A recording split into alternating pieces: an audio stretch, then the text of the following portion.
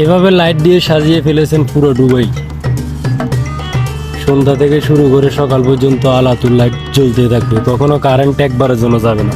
আর আমাদের দেশে সকালে যদি যায় রাত্রে আসে, রাত্রে গেলে সকালে আসে। কত সুন্দর এই যে বিল্ডিংগুলা, এটা কোনো কারণ ছাড়াই লাইট জ্বলতেছে। লাইট মাটিতে, লাইট গাছের ভিতরে, লাইট পানির ভিতরে, বিদ্যুতের অভাব এখানে পড়ে না। যত সমস্যা আমাদের বাংলাদেশে, যত অভাব আমাদের বাংলাদেশে। মাঝে মাঝে ভাবি এত বিদ্যুৎ এরা পায় কই? এই যে এরকম সারি সারি 4টা করে লাইট, 5টা করে লাইট, এক একটা 1000 ওয়াটের, এত দামি দামি এত পাওয়ারি লাইটগুলা পুরো শারজা এরিয়াতে সাজানো হয়েছে। শারজাতে যারা আছেন প্রবাসীরা তারা হয়তো জানবেন শারজা সিটি কেমনভাবে সাজিয়েছেন শারজার শেখ সুলতান বিন আল কাসেমি।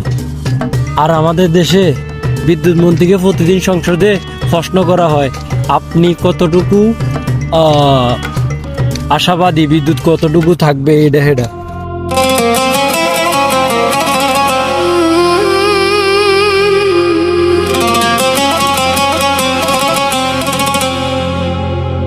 Walk on sand across the night,